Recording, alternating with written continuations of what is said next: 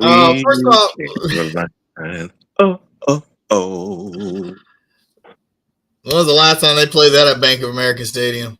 I forgot how when it felt so good. So good. Been a So while. good. First of all, before we start though, our thoughts and concerns are with Chris Olave. No doubt, man. Took a hard shot from Xavier Woods. Not a dirty hit, but I mean it was a hard hit. His second concussion of the season, and I hate to see, we hate to see players get injured in general, but those kind of injuries are like you need to start talking about your next steps in your career. Luke Right. Kuechly took too Right. many concussions and he stepped out of the game early. You just hate to see that happen to players. And I'm hoping this new Guardian helmet, this new Halo helmet kind of catches on. I know it looks goofy, but hey, man, if it's going to save your career or even better, your life, wear that. Yeah. The good news coming out of that camp is he's traveling back with the team. They felt no need to keep him overnight.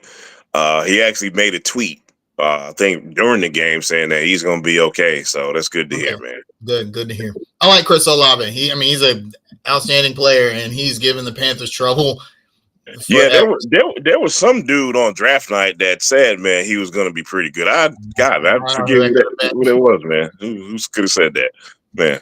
So if I told you, because we didn't do a show last week because you know what, fuck the Panthers. So we didn't do a show last week because I was just like, I don't feel like talking about these motherfuckers. So um, they lost by the way. So, but if I told you that Derek Carr was going to go 18 for 31 for 236 and a touchdown and a 92 passer rating, and Alvin Kamara would have 29 carries for 155 yards and 6 receptions for 60 touchdowns, what would you say?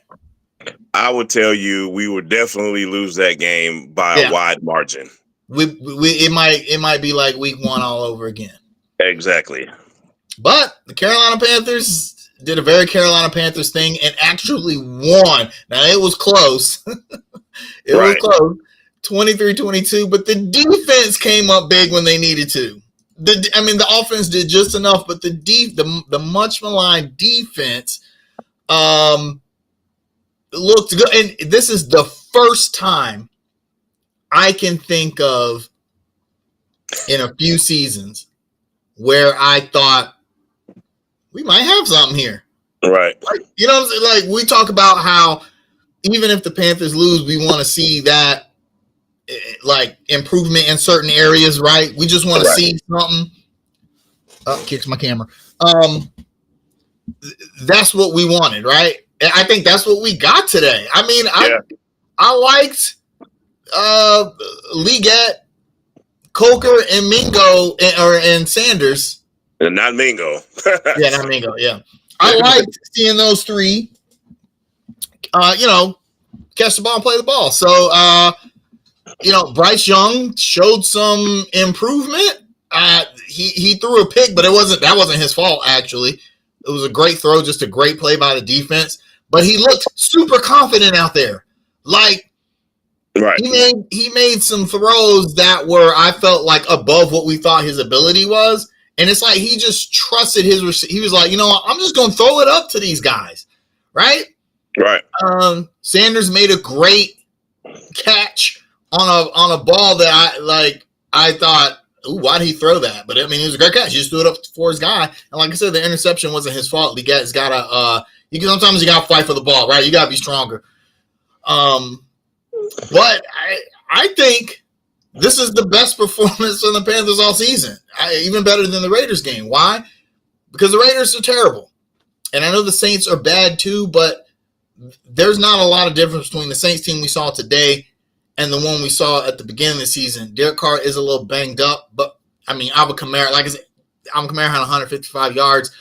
David Carr threw for 236. For them to come out and pull out a win at home against the Saints is big. Is big. Yeah, man. So I was almost 100% sure the defense was going to let us down on that last drive. I was counting on it. I knew the Saints were going to get enough to kick a field goal and Walker and ride into the sunset with the victory today. So the most surprising thing for me today was how the defense held up, man. And more specifically, the red zone defense was great. Gave up, field goals instead of touchdowns. I think somebody mentioned that in the comments, but the Saints are scoring in multiples of 3. We're scoring in multiples of 6, and that ultimately won the game for us. As far as Bryce Young goes, I think you don't even look at his stats. And not that his stats were terrible. I mean, it was 16 for 26, 171. But I truly think you can't judge his game based off the stats alone. Right, yeah. Because the thing is, what we wanted to look at with Bryce, or what I wanted to look at anyway, I thought he showed a tremendous amount of poise today. I thought he was relaxed in the pocket. I thought he made great decisions. The interception to me shouldn't have even counted as an interception, quite honestly, man. You could have coded that as a fumble if you really wanted to. You know what I mean? Right, but yeah. With that being said, man, I thought Bryce played as well as he could possibly play. I still don't think he has receivers that are like studs that'll just get open for him. You understand? But I think he threw some guys open, like you mentioned. He just let some of his receivers go get the ball. That is very encouraging in itself. We can only hope Bryce Young and Jatavian Sanders and Leggett and whoever else are building that chemistry to where, Bryce Young is understanding where these catch radiuses are with these receivers. I think that's an extremely encouraging sign what we saw today. And, man, shout out to Jatavian Sanders, man. One random thought when it comes to him, you know what I'm thinking with Jatavian Sanders? Maybe, just maybe, that other tight end won't be on the team next season. Nope. Finally. He got some dirt on somebody. He's going to be a Carolina Panther. I'm not even going to say his name because I don't know who I'm talking about. Yeah. For life. Yeah. But Jalen Coker is a diamond in the rough. Big ups on Dan Morgan for that. Undrafted free agent. Because how many times has that happened in the Carolina Panthers history? My God, never, right? Right. It's always puzzling to me when I see in any pro sport, when I see undrafted free agents ball out, and I'm like, why? How's this guy, a UDFA? I don't understand how they overlook. I mean, it just goes to show that sometimes scouting is more than, like you said, stats or combine performance or whatever. Right? Like, you got to give a guy an opportunity. And Coker, he only had 2 catches for 36 yards, but he looked good last week as well. 2 catches on 3 targets, and I mean, he did what you're supposed to do as a receiver. You get open, you catch the ball. That's all we've ever asked from Carolina Panthers receivers. And I thought he did a good job today. Yeah, Jatavian Sanders, that's my dude on Madden. I got him like just breaking all kinds of tight end records on Madden every season that I play with the Panthers on there. So it's nice to see him perform in real life. Leggett looks like a good pick. David Moore had 2 big misses, but he didn't look terrible. He only had 2 catches for 20 yards, but you got to catch those. You got to catch those big ones. Overall, I thought the offense looked serviceable. Chuba Hubbard had a great game. He could have had more. I thought they didn't use him enough, actually. Right, I agree. And especially when we were leading. Right.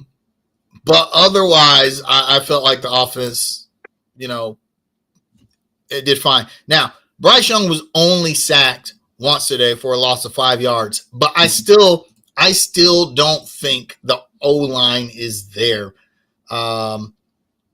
Christensen on the left side didn't look all that great. So somebody, Kaza, help me out. Was Icky out today?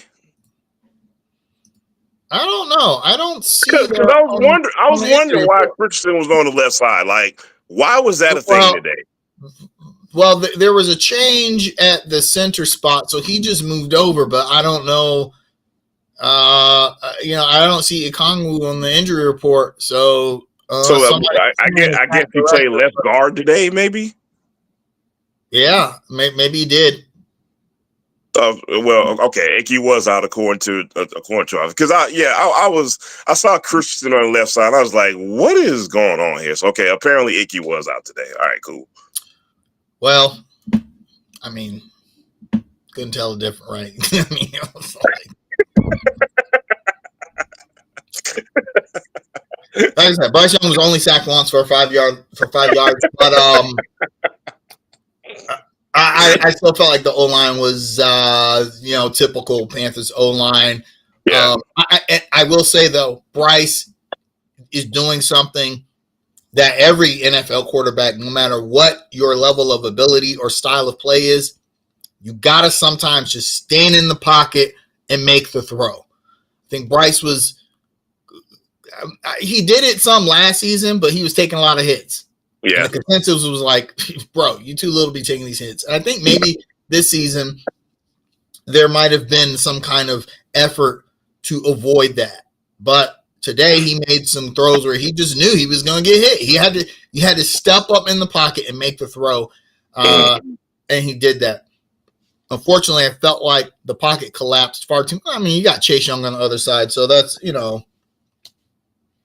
it is what it is. But yeah, but actually though, Bryce Young's going to be the story of the game, but I think the defense is the real story of the game. Yeah, I agree. I think they outperformed my expectations today by far. Seriously. Yeah, and shout out to Damani Richardson. Where the hell did that come from? Yeah. I'm sorry. Excuse me. Who was that? 12 tackles today? 12 tackles and a defended pass? Yeah. Welcome to the team, brother. Welcome to the team, man. Whoever you are. Yeah. Now, the Panthers only got to Derek Carr once for an official sack, but I thought they did a better job of getting pressure today than they have all season.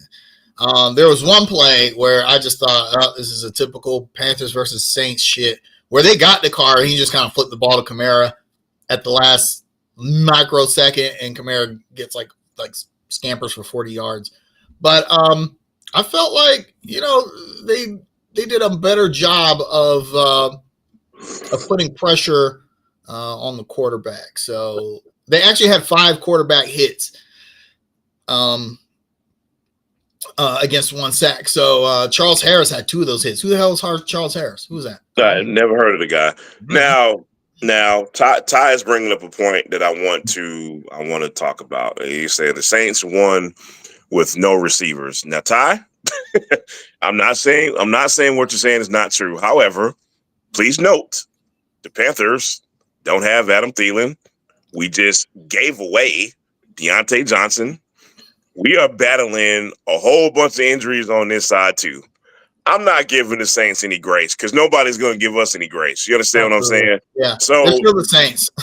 They still have Alvin Kamara, all right? Right. They still got Alvin Kamara and they still got Derek Carr. So yeah, I'm not giving them any grace for that, man. Now, Taysom Hill almost single-handedly, and the fact that we won with a bunch of no names on defense. Like, again, I don't know who Charles Smith Wade is. Who is Damani Richardson? Who is Charles Harris? Who is I know who LeBron Ray is, but these guys don't normally play. You understand what I'm saying? So to me, that speaks of the coaching job Canales and Evero did today. I thought this was probably their best coaching job by far this season.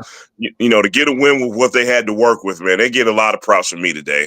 And I thought the game plan was real solid too. Yeah, it was. I'm still iffy on the play calling on both sides of the ball.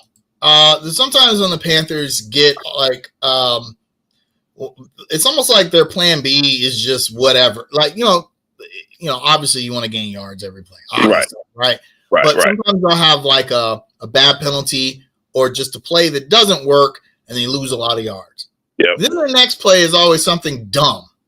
Like a jet sweep or or a screen that somebody drops, right? It's like oh my God. Like, right.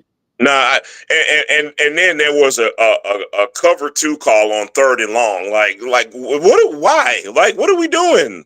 And Vero kind of did some stuff I didn't understand today too, but the overall game plan I think is what I think Vero had this bend but don't break game plan, and Right. with the roster he had to work with today, I have to commend them on that end. But to your point, there were some play calls that were some head scratches as well.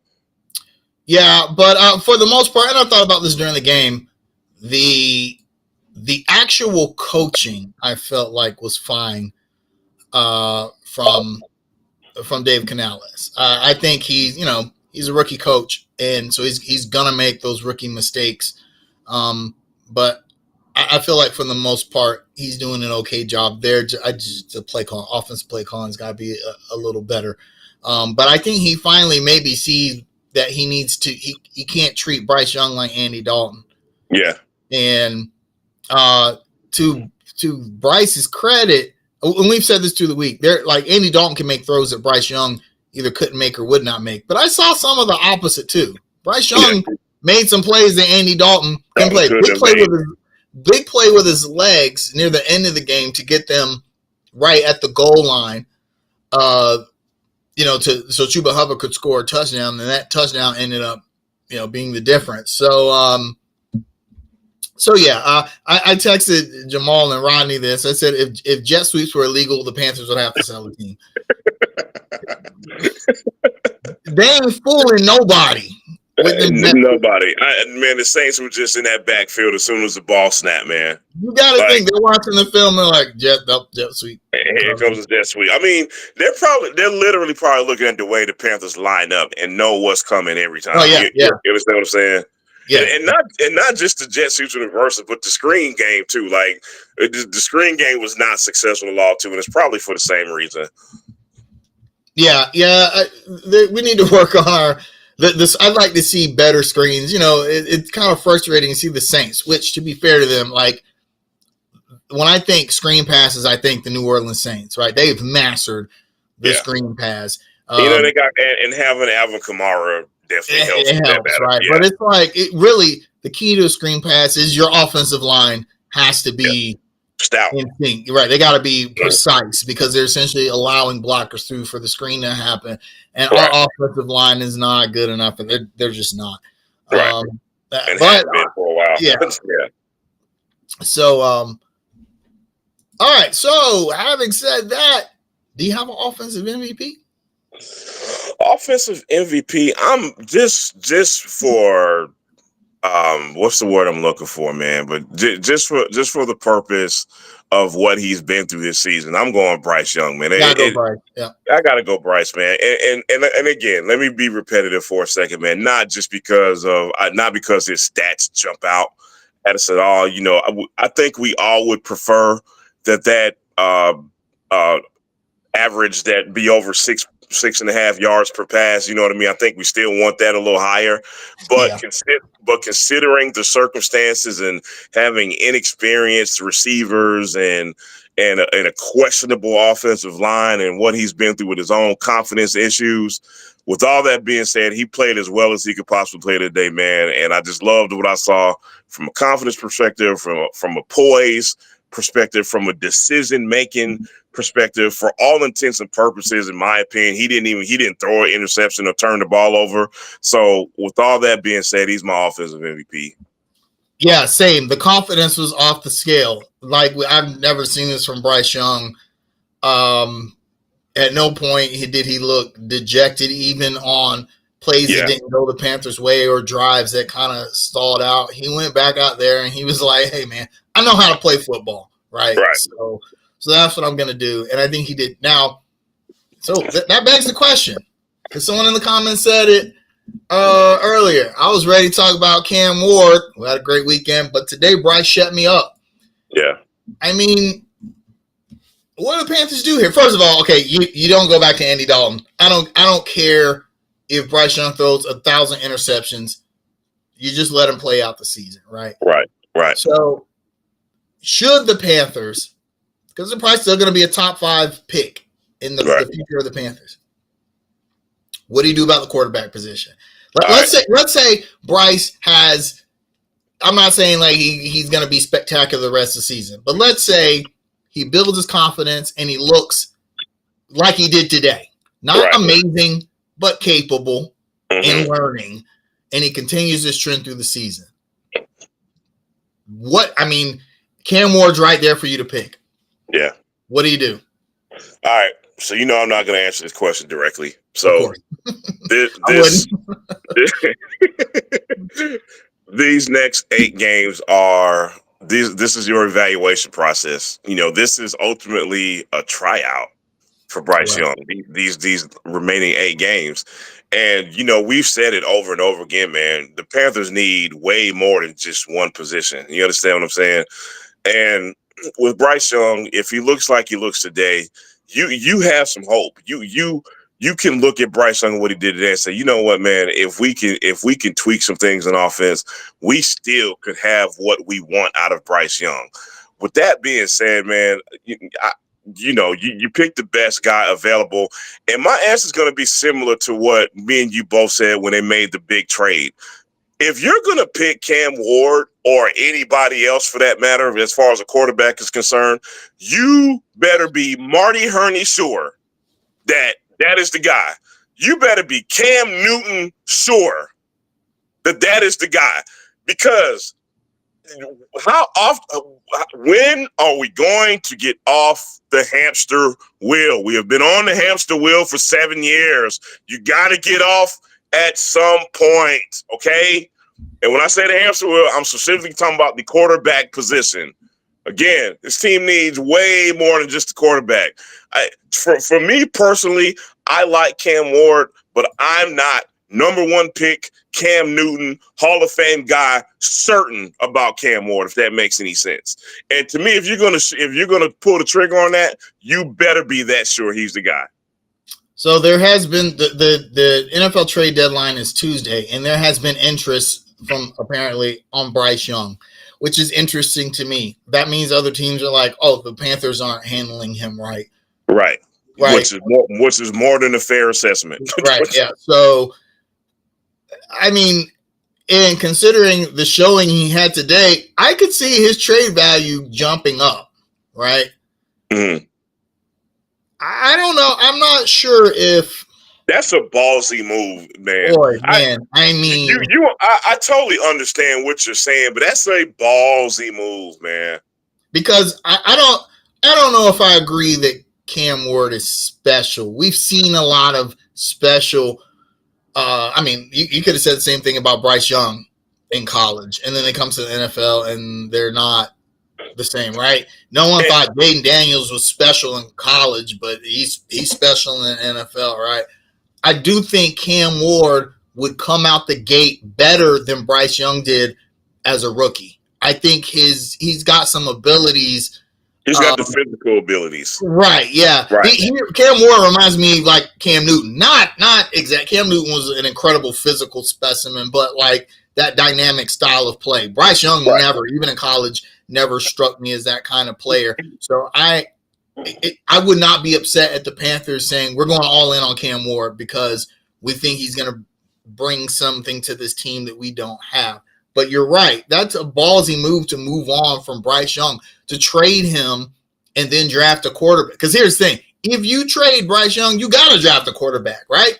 Absolutely. You got to. If you keep him, then, maybe you can go for a James Pierce Jr. or Travis Hunter or somebody of that ilk. There's that's a tough one. I'm just not. He played great today, and like I said, if he plays this way the rest of the season, great. But is he still like the quarterback of the future? Right? Is he like the franchise quarterback for the Carolina Panthers, especially with Dave Canales at the helm? I'm not sure. I'm not sure I see it. And I'm not saying I disagree, but my counter argument that I would make to that is, has he ever had the proper infrastructure to succeed? You know what I mean? Like, the pundits, so to speak, the commentator, we hear it every week. Every week, somebody on TV saying, "Well, Bryce Young really has never had the proper infrastructure to really compete." Cam Newton just came out and said it yesterday.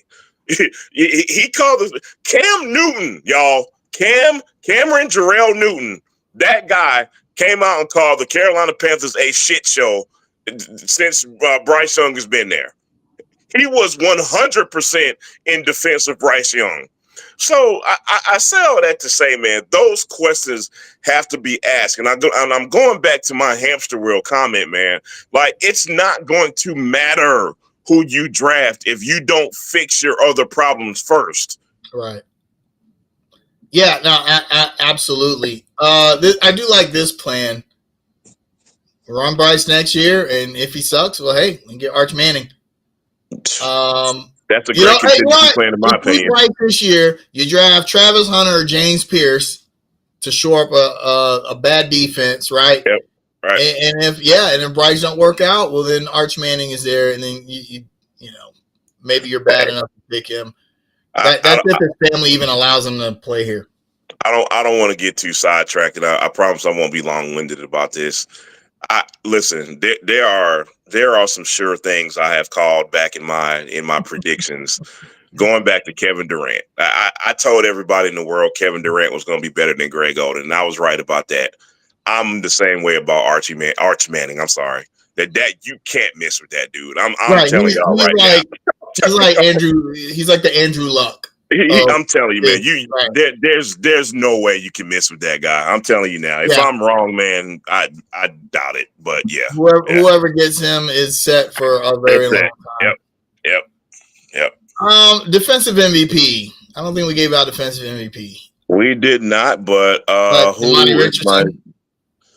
I'm going Mike Jackson.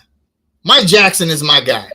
Okay. Mike Jackson makes a big play every week for the Panthers, and it's impact play. It may not always be like an interception or something, but he's always when the Panthers need a big defensive play, he's always there. Right? Yeah. He had a big pass breakup late in the game, and even had a tackle for a loss, which is always big from a defensive back. He had 3 tackles, 1 tackle for loss, and a pass defense. Mike Jackson is my guy. I think. I know the Saints did not throw the ball a lot. They were light on receivers. Derek Carr was banged up, but I feel like part of the reason they didn't go deep is because there were times where the Saints receivers, nobody was open. There was nobody for Carr to throw to. That's why he had to throw to Kamara all those times. That was no doubt. And you had Mike Jackson complimenting J.C. Horn in the backfield. That's my defensive MVP. So before I tell you my defensive MVP, if you got your stats up, I want you to look at the stats, and I want to see if you notice something, because this really stuck out to me. I want you to look at J.C. Horn's stats, and you might say to yourself, "What are you talking about, Jamal? I don't see anything. There's nothing that sticks out." You know why it doesn't stick out? They did not throw to him. You didn't hear his name. That's why. Look, if you don't hear a cornerback's name, it is a good thing. And we didn't hear J.C. Horn's name all game. So for that reason, J.C. Horn is my defensive MVP. Now, you can make the argument, hey, man, the Saints didn't have any receivers, which is a fine argument in my opinion. But he did exactly what an all-pro corner is supposed to do. Shut that side of the field down. Didn't hear his name all game. J.C. Horn is my defensive MVP. All right, so the Carolina Panthers. We invade Germany next week. They invade the Germans were punished heavily after World War I and World War II. The Treaty of Versailles and the sanctions placed on them after World War II. And centuries later. That trend continues next week. As the NFL sends 2 of the worst teams in the league, the Panthers and the Giants, to play with Machine Gun Kelly as the halftime show. Oh my God, are you serious? I'm 100% serious here. Oh my God. I know. We know what Germany did, but I mean, hey, come on, man. Those people have been through enough, man. Like, good Lord, man. Good Lord. That's going to be an interesting game, not because of who's playing, but it's 9:30 a.m. our time, right? Yeah. So there's that. The time difference, traveling to another country. Technically, it is a home game for us, which is dumb. I hate that. Same. But it is technically a home game for us. But you're not going to have your fans. Your fans are not going to be there, right? I don't know. There might be 3 Panthers fans in Germany. A small amount will be, believe it or not. I think the what's the big group guy? Y'all help me out. I don't know. The Roaring Riot. I think the Roaring Riot expects something enough to go over there. So yeah. But I would venture there's more Giants fans. Just the New York contingent would be more prevalent to fly over there. Yeah. Now, shockingly, the ESPN matchup predictor, and this might change as the line moves, but shockingly, the matchup predictor gives the Giants a 56% chance of winning. Mm-hmm. You buying that? I do. I'm going to tell you why. And my reason is very, very simple as to why. The Giants have the same kind of problems that we have offensively, but defensively they're better than us. And really just for 2 reasons, man. Dexter Lawrence and the guy we donated to him, Brian Burns. Brian Burns is actually quietly having a good season for the Giants, and Dexter Lawrence is just a monster, man. Just for that simple reason, I see why ESPN is picking him to win. Okay, I'll buy that. Are you picking him to win? I'm actually, I'm on the train now. I'm picking the Panthers. Might as well. Yep. I'm picking Panthers. That thing is going to be like 23-20. Here's what's going to piss me off. Because historically, for some reason that I can't explain at all, Daniel Jones manages to look like Tom Brady against us every time we play him for some reason. Next week, that can't happen. We have to make Daniel Jones look like Daniel Jones. If we do that, I think we can eke out a victory. I'm going to predict we win another close game. I'm going to go 24-18. Okay. Yeah, that sounds about right. It's going to be a close game, and it's going to be kind of ugly. And I just want to see, now we all want to see, okay, can Bryce Young keep this up? Yeah, right. Can he continue to show confidence and poise? Yes, absolutely. Yeah. If I can see that, even if we lose to the Giants in Germany, I'll be fine with that. Yeah. Bryce Young, as long as he doesn't regress back to week 2, Bryce Young. So. Hey, real quick, Austin, yes, we do have a Facebook page, Shake and Bake. We will be getting to that very shortly. It's not set up as a group though. I have been thinking about that, starting as a group page so that all of our fans can come in there. And we should, man. We probably should have done that a while ago. Yeah, let's do that. We'll do that. Yeah, we will. Yes, LaMelo Ball. Perfect transition. So I put same old Hornets, and someone in the chat, I think it was Robert, our buddy Robert, said, Hornets lost back-to-back the world champs. Let's calm down a little. That's not really what I meant by that. What I meant is that we are the most snake-bitten city from professional sports. Charlotte FC is breaking that curse, thank God. But we can't go a game or two without a major injury. Right. Like, we have major injuries again. Brandon Miller, first of all, starts the season off with the dunk of the year. Right. I'm murdered that dude. Like, I thought they was going to arrest him on the hey, stop the game. You're under arrest for murder.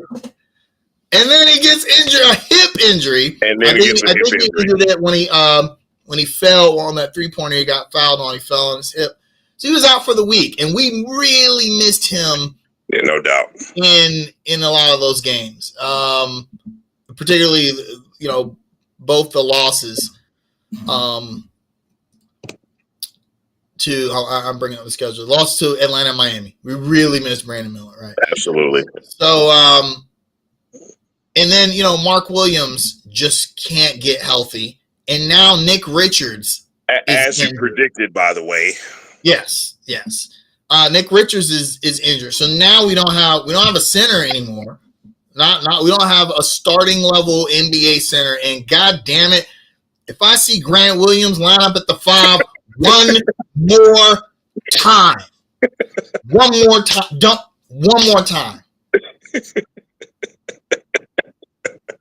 just put somebody tall out. Put the rookie out there. Somebody. Man, I don't want to put Taj Gibson out there. Right. Taj Gibson can play the 5. Put something in. Please don't put Grant Williams. I know that's your twin brother Jamal, and you love him, but yeah, man, he can't play the 5. I told you before we started the show, man. It's PJ Washington all over again, man. Just having this 6'7" guy, 6'8" guy, whatever he is, play out of position, asking him to do more than you should. You know what I mean? And props to Grant Williams. He's a pro. He'll do it, but he shouldn't have to. You understand? And I won't be too long-winded about this in particular. But I noticed Taj Gibson got some minutes. I forget which game. I think it was the Celtics game, and Lee couldn't keep him out there. And I don't know if it's conditioning. I don't know if he feels like he's just not going to get enough offensively from Taj Gibson.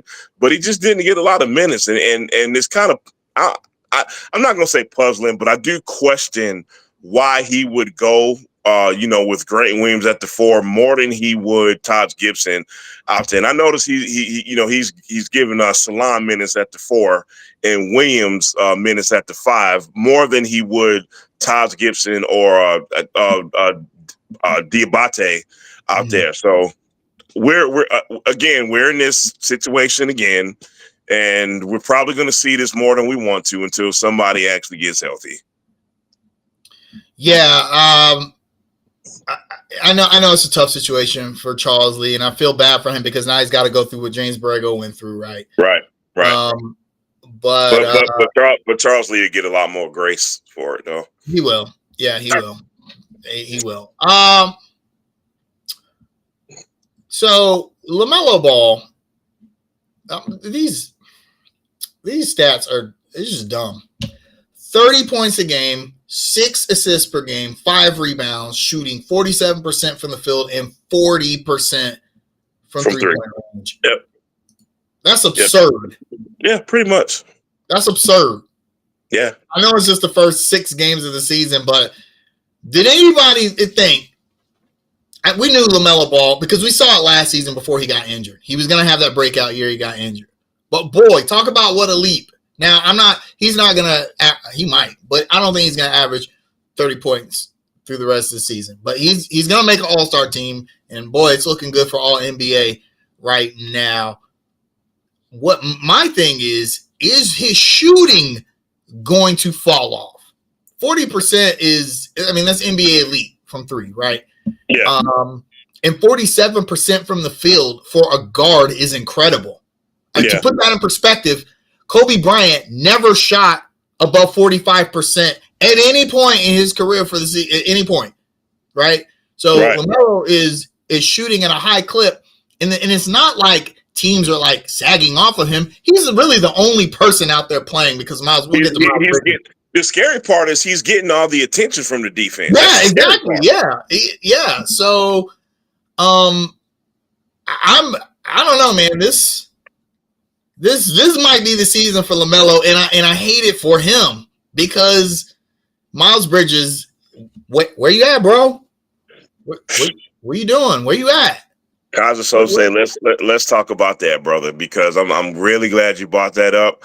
Hey, man, we have given Miles Bridges a ton of grace. When I say we, I mean everybody in Charlotte has given that man chance after chance after chance off the court and on the court. You understand what I'm saying? Yeah. Mm-hmm. That man, hey, Miles, you got your money. This franchise they handled you with the smallest of kid gloves. You understand what I mean? Like this franchise bent over backwards for you. You got your money. There's no excuses anymore, man. That man has to show up. And when I say show up, I don't have his stats up in front of me. I apologize. But I think he's shooting something like 35% or something crazy like that. Yeah, that's unacceptable. And to this point, we're excuse me. we're talking about, bless you, we're talking about how great Melo is so far this season, but he needs a second or third guy. Now, Brandon Miller eventually is going to get to that. We're kind of, he's coming back from an injury, so we're going to see how that goes as far as him being the legit second guy. But Miles, dude, this team is depending on you to score the ball. You've got to score the ball way more efficiently than what you're doing. Yeah, 13-2 and 6 rebounds game is what we're getting from Miles Bridges right now. Shooting not a good good enough by any stretch, man. That's like his second year stats, and I don't understand it. Now, Toby brings up a good point. Will LaMelo's play hurt Bridges and Miller's play? And I do think it is a little bit. I think that's a good point. I think they're acquiescing to LaMelo too much. However, let me say this. I'm going to go back to what I said like a second ago. Let's be patient with the Brandon Miller LaMelo Ball dynamic, because we have to remember Brandon Miller has really only played one real game with LaMelo this season. You know what I mean? Aside from the game, he got injured pretty early in that game. Let's be a little patient with that. And I am very interested to see if Charles Lee is going to mention that to both of those gentlemen, like, hey, this needs to be a 1-2 punch. Now, the stats look great with LaMelo, but I think if LaMelo can kind of filter those stats to get to 27 and 8 and 9 assists, I think the Hornets would be better off with him approaching the game that way. Yeah, absolutely. Also, remember, LaMelo and Miles Bridges did not play a lot together last season. Right. And that dynamic is going to take some time to get back how it used to be. Airbnb is going to take some time. Plus, new coach, new philosophy, offensively and defensively. Yeah. I think that Miles Bridges had to work very hard to be as good as he was, but now with a whole new coaching regime in, Miles Bridges, as much as I like him on the court, he's not quite talented enough to just be able to make that adjustment like someone like LaMelo Ball could. LaMelo Ball is a 6'8" point guard who can shoot and handle the ball, and he would be good on any team, right? Super dynamic, yep. Right. Miles Bridges is not that, so I think he's having to refine. And plus, this is Miles' third head coach. Remember, he was. That's right. He was the James Borrego era. So yeah, I think Miles will get it back, but I think that the coaching staff is going to have to say, okay, why is this happening? And then once they figure out the root of that problem, they'll be fine. Yeah. Also, with the injuries to the team, I do think that it's messing up the chemistry of the rotations a little bit. So, we've seen way too much Cody Martin, in my opinion. Although he had a great game the other night, he's played well. He has played well. But more Nick Smith Jr., please. And I'm not sold on Josh Green. Although Josh Green had a pretty good game the other night, but I'm just not like. All right. So here's my take on Josh Green. Josh Green is one of the, and I'm going to tell everybody why Josh Green starts. All right. Because as a perimeter defender, Josh Green is probably the best at that position as far as the two guard is concerned. I think him and Cody Martin may be neck and neck defensively. Mm-hmm. And he's the guy that doesn't need the ball per se. Like, he's just going to stand out there and be a 3-and-D guy. You know what I mean? Right. Now, you get a lot more bang. You get a lot more offensive bang when you got Trey Mann and LaMelo Ball playing together, but you do lose a bit defensively when you got those guys out there. So I just think with Josh Green, it's about fit. You know what I mean? Like he fits a little better with the starters more than he would with guys coming off the bench, if that makes any sense at all. No, yeah, it does. And I think Trey Mann, we'll get to Trey Mann in a second. I like the idea of Trey Mann coming off the bench, providing that punch, that spark. Same. Whereas Josh Green is three. I don't think Josh Green, he just doesn't shoot enough, right? He's a really good 3-point shooter. He's not aggressive enough. Yeah. No, yeah. He's shooting 60% for three for the season, but he's only shot 15 3-point attempts, compared to last season with the Mavericks where he shot 38%, which is still pretty good. That's near elite. He shot 187 times. He's got to shoot more, I think, because the Hornets really need a deep threat, especially with Brandon Miller's back. But with him being out, I just think we were missing that three ball. We were only getting it from LaMelo. And Seth Curry's actually played surprisingly well. I'm not going to lie. I didn't think Seth still had it in him, but, they say the last thing to go is your shot. All Seth got to do is sit in the corner and hit threes. I thought we missed Seth Curry in those Celtics games because he was kind of the vet that calmed them down. And here's something I noticed with the Celtics game in particular, because this is kind of, to me, this is kind of a good thing and a bad thing. And I'm specifically really talking about more so LaMelo Ball. I know the guys on the Hornets team. I don't have to talk to them and know them personally to know this. I know they want to beat the Celtics badly. They see all these bandwagon ass Celtics fans in the crowd trying to take over the stadium. They know they're the world champions. They know how big of a test it is. And what happens is, especially with LaMelo, is LaMelo's a competitive dude, but sometimes he doesn't know how to channel his competitiveness the right way. So what happens is he starts forcing a lot of shots, the silly fouls. Let me say that again. The silly fouls start to happen. Some of the turnovers get silly. And it comes from a good place, but obviously a bad decision. You get what I'm saying? And Seth Curry is the guy, when they're on the floor together, he's the guy that calms them down like, hey, y'all, we're not gonna cut an 18-point lead in one possession. He's the guy that comes on the court and says, look, let's chip away, let's get good shots, let's organize the offense. And I think they missed that out of him the last couple of games. Speaking of 8-point, hold on to that point about 18-point leads. I want to get back to that. But we got to talk about Mini Allen Iverson. Mr. My dog. Yeah, 19 points a game, 46% from the field, 44% from three. I want to remind everyone, who was the GM when we made this trade? Who was the guy? Who owned the team when we made this trade? Wait. I want to get clear on who brought Trey Mann to Charlotte. I mean, it had to be Jeff Peterson. It had to be. It was the new owners. It was the new owners, right? It was new owners. It had to be, okay. Right? Yeah, it was them. Right? Okay. Yeah, it had to be. Right. Yeah. No, because Mitch was asleep during the trade deadline, right? Like he was sleepy, yeah. Right? Mitch don't do anything during trade deadline, right? Right. Yeah, it couldn't have been him. Michael Jordan didn't care, so it couldn't have been that brass that did that. Did even wear Jordans? Probably not. Mike don't care.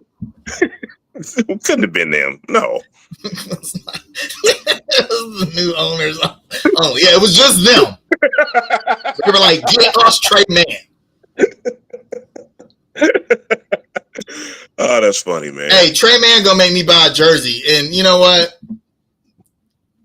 I don't buy jerseys unless you got to be a legend of the team or retired or something for me to buy your jersey nowadays. Because in today's sports, you buy someone's jersey and they get traded. But Trey Mann, hey, long shorts, everything, cornrows. That's my guy. He playing like, people were saying, hey, he was good in OKC. It's just that that was a stat team. Right. But I'm like, really? Was they that stacked to have a 19-point a game scorer just sitting at the end of their bench? I don't know. Well, Kaiser, I mean, we are talking about a team that had like 30 damn first round picks at their disposal. So yeah. Yeah, and I've said this before, but I got to say this again, man. I got to give a shout out to our Sports Illustrated guy who posted in the Hornets group, Shyler Callahan, man. He posted an article who was, basically kind of noting anonymous GM he told everyone, hey, y'all better watch out for this Trey Mann dude this season. So shout out to him for posting that a few months ago, man. And it's coming to fruition now. Yep, absolutely. I mean, this was, a very pleasant surprise here, and it just makes me all the more upset that we're not 100%. Yeah, I mean, we already thought the Hornets were going to be better, and people have been saying, "Ooh, they're going to be a sneaky good team with Brandon Miller, Miles Bridges, LaMelo Ball, Mark Williams." And then Trey Mann comes out of nowhere. Oh, now we add a legit, most improved player, 6th man of the year candidate. Oh, yeah, but then Brandon Miller hurts his hip. What the hell? Mark Williams. I'm tired of seeing Mark Williams' tall ass in that hoodie, just sitting there clapping man, take your ass back to man. Come on, dog. All right, Tikaza, I'm gonna ask you a hot takey type of question, kind of. I just want to see what you think about this, man. Now, let me preface my question by stating this. This is way too early to really ask this, but I'm going to ask this anyway. Any regrets about the Hornets maybe passing over Donovan Clingan for Tijon Salon? And I get that may be a ridiculous question to ask right now, but I'm still going to ask it. And let me second part to this question. If you are Jeff Peterson, do you address the center position maybe at the trade deadline or in the offseason? They put way too much faith in Mark Williams' health. Before the draft, who was I saying the draft? Hey, you had Zach, you had Donovan. Yep. Yeah. I mean, get one of those guys, right? And then because at the very least, okay, let's say Mark's healthy and they don't start. Okay, you got Zach Edey or Donovan Clingan on the bench. I mean, we love Nick Richards to death, but I mean, he is what he is, right? He's better as a backup, bottom line. Exactly. Yeah. And we know the Hornets' history with centers. They need to be, instead of stockpiling all these guards and wing players, get some damn centers. Having said that, Salon, I think, was a good pick. I think he's going to be pretty good, actually. I do. I agree. Yeah, I think he looked very solid in the preseason, and as he gets more playing time, super confident. Man, how many rookies you see come in and be that confident that he's gonna ball out? That's like that impressive, actually. Yeah, I like Salon, and I mean, we won't see a lot of him this season, but I think that he'll grow and he'll be a very good NBA player. Yeah. But having said that, it's boy, it looks God. If we had Clingan or even Edey right now, we'd be better off. I mean, I know the Celtics. I don't want to talk about the second Celtics game because the first one. But actually, before I say that, let me say that the fact that we were competitive in those games shows me something, right? Right. The first game was marred by the referees, and we try not to blame the refs. But the NBA has got to do something about refereeing. We can also copy and paste this to the Atlanta Hawks game too, just the FYI. Yeah. And it's not just Hornets fans saying this. Every team is hey, something's got to be done about the refereeing. I know it's the Boston Celtics, but dog. Okay. I mean, listen, man, that first Celtics game, the way that the game, I'll just say in general, the way that the game just fell apart 80% because of referee calls, like the ejections, the questionable foul calls, the very questionable traveling call that Cody Martin got called for. There were too many instances where, at the very least, if I'm a general NBA fan and I have no dog in the fight, let's just say I'm that guy. I'm looking at that game. I'm just like, this game has become too much about the referees more than the players on the damn Right. floor, man. And it's look, man. Me and you both have been watching the NBA for a very long time. They're about to have a serious problem on their hands if that kind of stuff continues to happen, because there's already reports of the ratings being super down across the league. You understand what I'm saying? And I think, man, general NBA fans are getting just sick and tired of the superstar calls. Like, the Trey Young can just go to the damn basket and dip his Yeah. shoulder and Mhm. get a foul call, and Jason Tatum the same way, and Jimmy Butler is the same way. And LaMelo Ball could get accosted going to the rim. Hey, play on. Like, It's it's ridiculous. beyond frustrating, man. It is. Sorry. Yeah, I agree. And the Hey, fact one more I thing, talked about. Kyler. I'm sorry. I mean to cut you off. Yeah, It popped up in my brain. And what's really dangerous about this right now is that you have this resurgence of sports betting, yeah. and Mhm. FanDuel is on everybody's Yeah. TV, and the channel itself is called FanDuel, and it's on ESPN. So you're going to leave so much room for these conspiracies to open up, and it's not a good thing, man. And I mean, NBA refs are allowed to bet. They're not supposed to be betting on NBA games, but they're allowed to bet on sports. Right. I personally do not agree with that, because you leave that door open. You leave that door open, and I am certain referees have walked through it. Absolutely. But the second game against the Celtics was not because of the referees. I mean, they Agreed. the Celtics, they got some bad calls, but you can't play Grant Williams 34 minutes at the 5 and think you're going to win. Now, it was a little closer game. The Hornets actually made a really good adjustment in the third quarter after the half, which I think is a testament to Coach Charles Lee. Yeah, and they actually outscored the Celtics by 8 in the second half. That slow start just kind of killed them.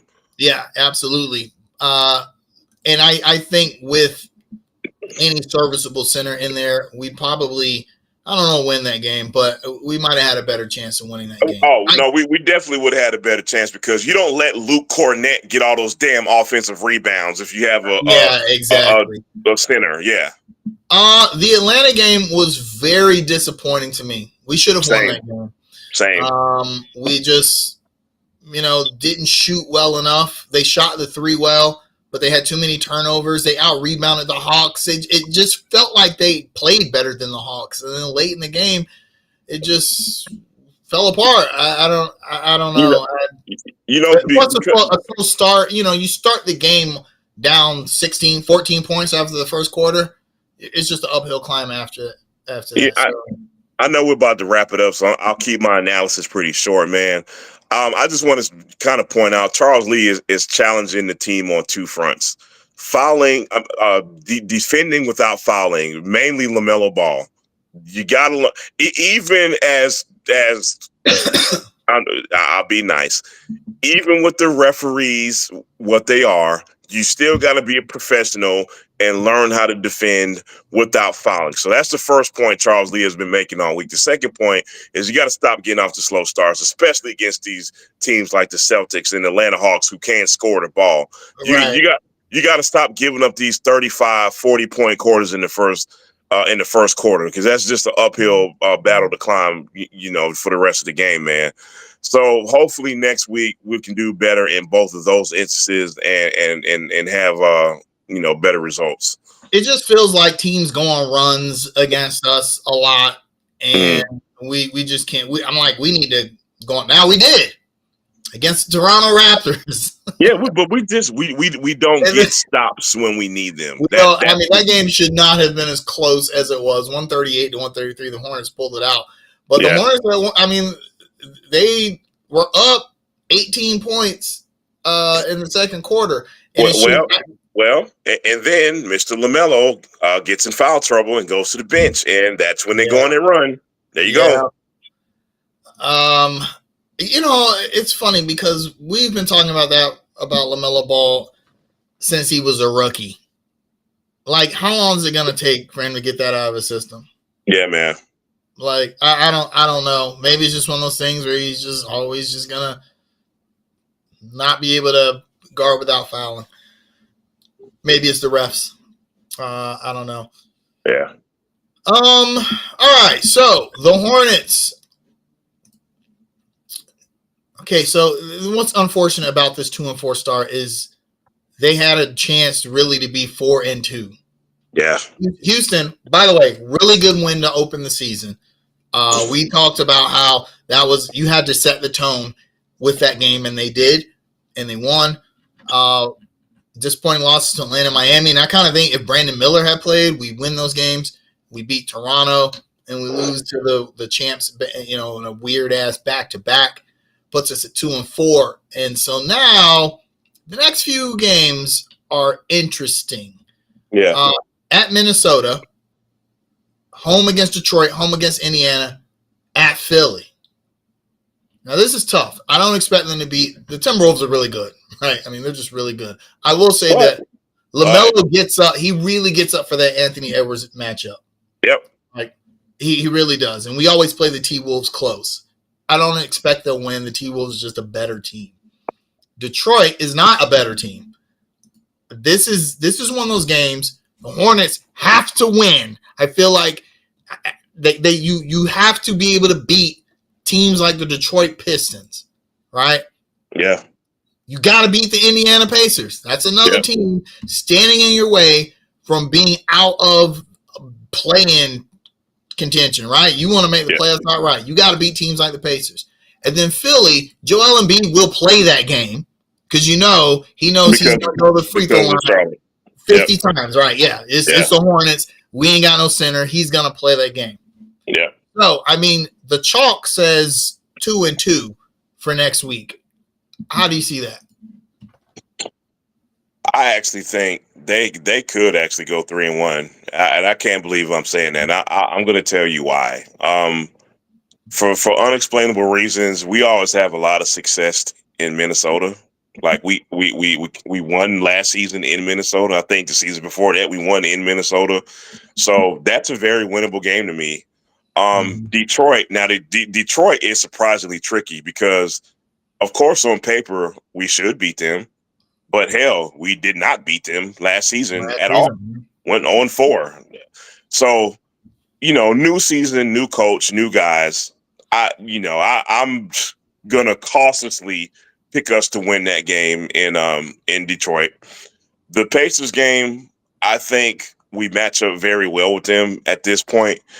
I just hope we have most of our team healthy, and if we do, if we can even get Nick Richards back, that'll help tremendously with a win against the Pacers. That's kind of an iffy one for me because if you trot Grant Williams out there at center, I don't know about that. All right, for the reasons you've already explained, Philly's gonna get us on, and if not for anything else, because of Joel Embiid. Now, if for some reason Joel Embiid does not play, I'd be very comfortable picking us to win that game because, believe it or not, they're kind of in turmoil right now. Paul George ain't played a game yet. Joel Embiid is punching reporters and pushing reporters and stuff. So a lot of stuff is going on in that Philly locker room right now. So I'm putting the asterisk by that game, if Joel Embiid does not play for some reason, I think we can win that game too. Hey, I think it's a good time to remind everyone that 10 years ago, the Toronto Raptors and the Philadelphia 76ers had the same exact record, and one of those teams decided to tank so they could get 7 first-round draft picks, 4 of those in the top 3 over the next few years. One of those teams has a championship. The and one does not. Joel Embiid. Say no more, bro. Say no more. Yeah, I you know what? 3-1. I know. They're playing in Minnesota, right? Yeah. If they're playing in Charlotte, I would actually pick the Hornets to eke out one. But they're playing in Minnesota, and Minnesota's front court got better. You think so? Well, but Carl Anthony Towns scored like 78 against us last season. I mean, but we won that game. We did win the game, though. Julius Randle always plays good against the Hornets. Agreed. I just think that they're only 3-3 this season, the Timberwolves, but like once they get that chemistry together, boy, they're gonna be tough. I think they're gonna be a lot tougher because they have fully acquiesced that this is Anthony Edwards' team, and everything revolves around him. You know what the biggest X factor is going to be against the Timberwolves? Miles Bridges. Dog, me and you think with the same brain too much, bro. I swear to God, me and you think the same way too much sometimes, man. Scary. Yeah. I agree. Miles Bridges, he's got to be Miles Bridges against the Timberwolves. If he's a little bit better against Miami or Atlanta, we win those games. No doubt. So having said that, I'm going to go 2-2.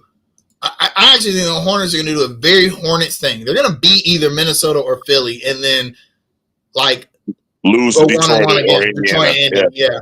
And it's going to be very stupid.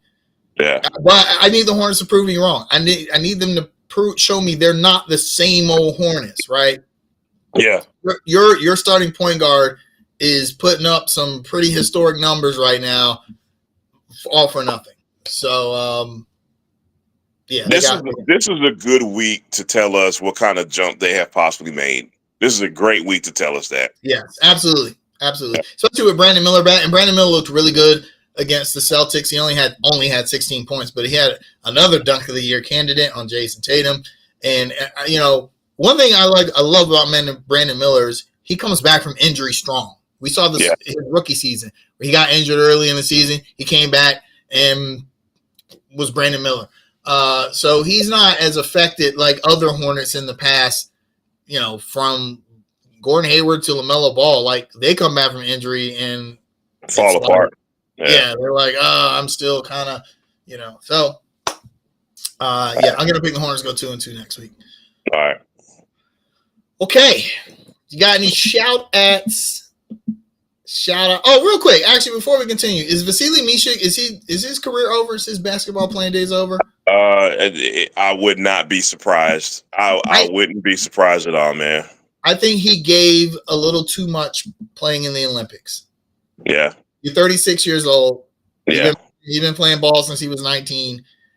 He played in the Olympics, and he's lucky the Hornets didn't go to the playoffs because he didn't have to go playoffs Olympics. But played in the Olympics, played all the way to a medal game, and I think that's it for him. Yeah, I think at the very least his time is done here. Yeah. All right. I got one more question for you. One more question. Okay. All right. Okay. What you got? Where's Nick Smith Jr. at? Is he done? Trey Man and Nick Smith Jr. Nick Smith Jr. actually got some minutes that second Celtics game.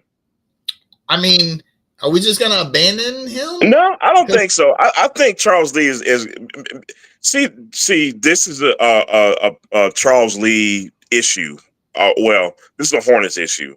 Me and you say it all the time, man. They got too many damn wing players, and now Charles Lee is in this position where he has to try to figure out minutes for all of them. Because if we're being serious, all of them really deserve minutes. You can't tell me Nick Smith Jr. doesn't deserve to be on the floor.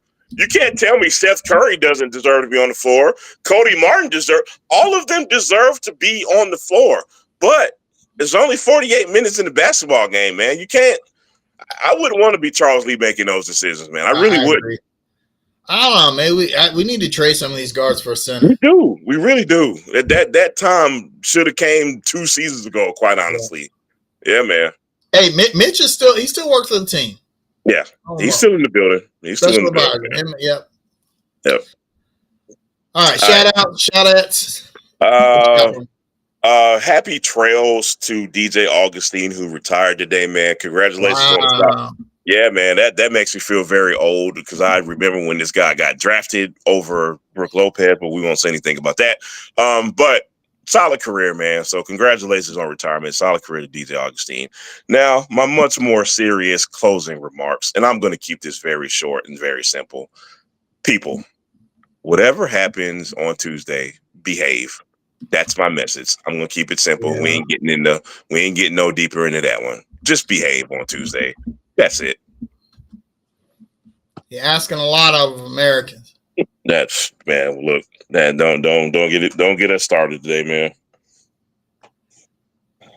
Anyway, think Picasso's just for dinner for me, bro. Okay, yep. I'm gonna give a shout out to Cam Newton. Cam Newton started his run on First Take, and I thought he did a pretty good job. Yeah, no doubt. Cam Newton, as much as I love Cam Newton, has never been like the most eloquent dude, right? Like he's just like that's not him. And I could tell that ESPN was kind of trying to make him more palatable. Yeah. To that format, because if you ever watch Cam Newton's podcast, he's just all out, right? He's just him. He just ain't no format. And they had him dial it down some for ESPN, but I think he did a pretty good job, especially, he's never really been in that format before, and he gave some really good opinions about Bryce Young, Anthony Richardson. So big ups to Cam for that. Also, Cam Newton on his podcast this past Friday, admitted to his girlfriend's comedian Jasmine Brown that he's cheated on her. And her response was, "I know who and what my ninja is." It's like, wow, that's kind of. Oh man, money privilege must be nice. Yeah, boy, let me and you try to do that, boy. She made the response on Instagram. She said, "Child, come here, just checking you on DMs. I am fine. Trust me, I know who and what my blank is. Ain't no secret surprises. He can talk to me about anything. Again, no secret surprise. He can talk to me about anything." So, yeah, you can say that kind of stuff when you got money. yeah, exactly. I mean, yeah. Look, I'm sure she got her own money, but she ain't got Cam Newton money. Yeah. So, she definitely ain't gonna downgrade to an account manager. Cam Newton could cheat on me for $100 million. You know what I'm saying? Oh man! All right. We're done here. It was a good week. The Panthers won. So, Toby, don't bring that damn college team up. We just no. Whatever your question is, no. College shit. Hey, Colorado is going to make a bowl game this year. Nice. So is Deion terrible? I don't know. Didn't they win 2 games before he got there? Hey, to be fair, everybody who follows college football knew that Colorado thing was going to be a long process, man. That ain't no quick fix. So that's true. Props to them for that. Who's winning the national championship this year? Man, if I had to pick today, and my answer will change weekly. I don't care how crazy that sounds. If I had to pick today, I'm picking Georgia for the national championship only because of this reason. They're playing in the SEC. You're the most battle tested, and Georgia has always responded to losses better than anybody. I don't believe in Oregon. I'm sorry. I know they're the number 1 team right now. I don't believe in them at all. I still am going to pick Georgia to win the national title. How would you feel about this? Deion coming. Don't talk to me about this damn team. I don't care. Just whatever. I'd be excited. I know. Mom, come on. Deion jersey, everything. I will probably buy a number 2 Florida State jersey if that happens.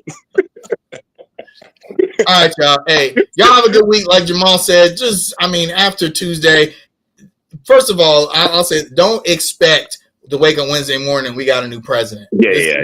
Y'all know that. It's going to be a marathon, not a sprint. We already know what's at stake with this election and what it means. And it's going to be a crazy ride until January 20th. So enjoy it. So y'all